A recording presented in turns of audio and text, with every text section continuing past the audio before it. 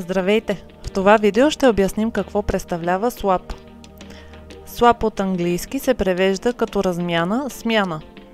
В компютърните науки и програмирането размяна обикновено се отнася до акта на обмен на стойностите на две променливи или елементи от данни. Целта на размяната е да се пренареди съдържанието на променливите, така че стойностите им да се разменят. В DeFi swap се прави на определени платформи, които предоставят тази възможност. Обикновено почти всеки блокчейн има изградена една или множество такива платформи. Например Osmosis, където могат да се слапват, разменят монети от блокчейна на Osmosis. И поради естеството на екосистемата Космос, където има множество свързани блокчейни, има още много такива swap платформи, изградени върху различните блокчейни. Например за Juno е Aligned DEX, за Kujira е Kujira Blue, за Huahua е Huahua Swap и така нататък. За блокчейни извън Космос екосистемата, например за Ethereum, такива swap платформи са например Uniswap, SushiSwap или PancakeSwap, които също така могат да се използват за няколко блокчейна, освен Ethereum, например за ZK Sync Era, за Polygon,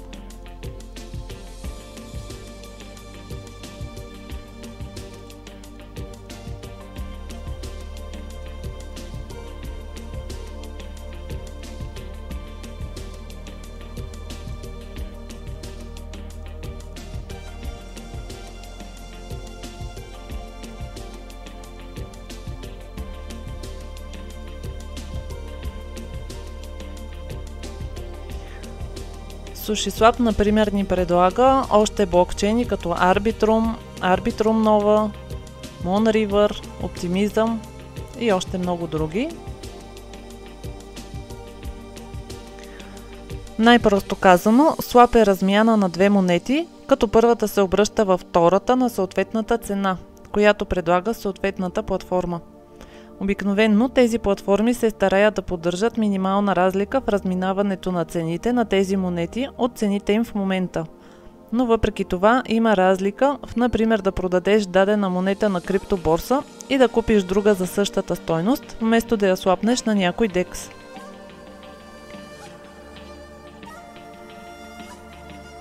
Тук друг е момента, ако съответната монета е скоро пусната и все още не е листната никъде на никоя борса и възможността за покупка от борса отпада.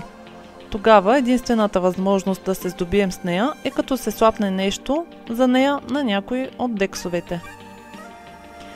Някои swap платформи предлагат и допълнителни настройки, например на каква цена да се направи съответния swap или да се избере slippage tolerance, което означава каква да е разликата в цената на слапване към момента, измерено в проценти.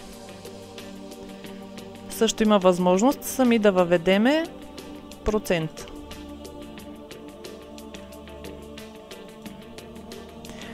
Тук трябва да се отбележи, че ако се постави минималният процент, самата размяна може да не се осъществи и да не влезне в блока, поради малката разлика в цената на монетата към момента на слапване.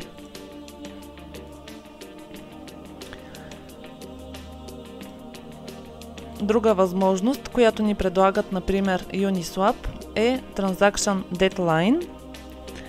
Това е времето, за което дадена транзакция да остане на статус Pending в изчакване, за да бъде одобрена и валидирана.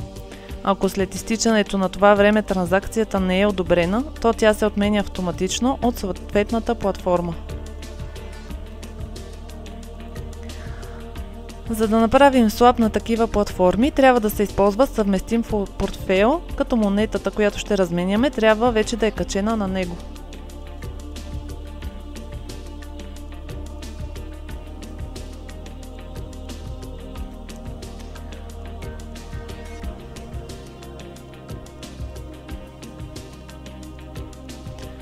За да използваме Uniswap, например, можем да използваме техният портфейл MetaMask, Wallet Connect или Coinbase Wallet.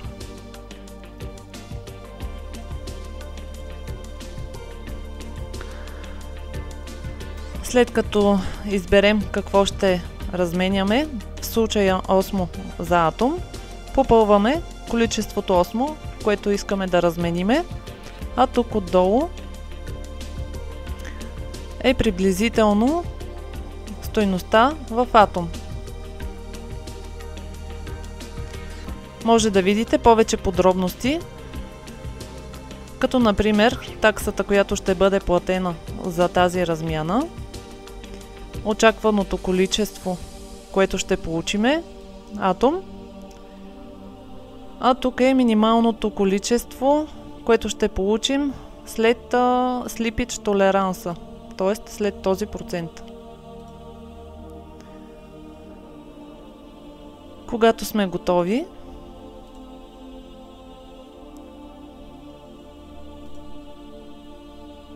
се избира бутона Swap, за да се стартира транзакцията. За целта в съответния портфейл ще ни излезе съобщение за подписване, т.е. одобряване на транзакцията, както и таксата, която ще платим за нея.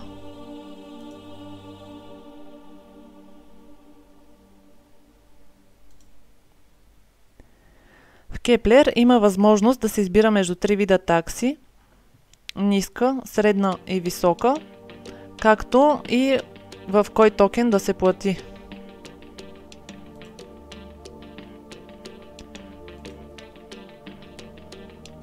Разликата при тях е освен стойността на таксата, а и скоростта, с която ще се обработи транзакцията на блокчейна. Тоест, колкото повече се плати такса, толкова по-бързо се обработва тази транзакция.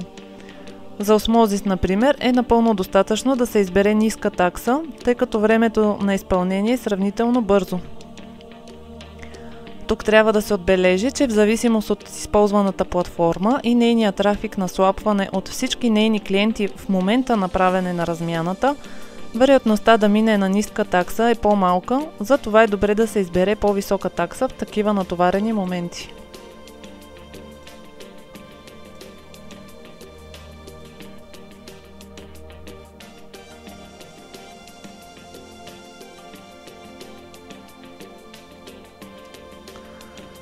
Така вече успешно направихме първият ни swap. В Assets може да видите атома, който сме получили.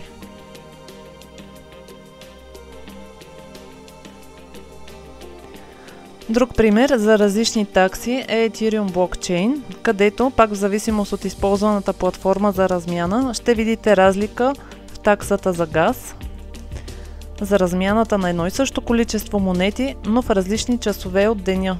Това е така поради различната натовареност на валидиране на транзакциите в мрежата на Ethereum. Тук особеното е, че колкото повече транзакции има за одобряване в блока, толкова таксите са по-високи и обратното.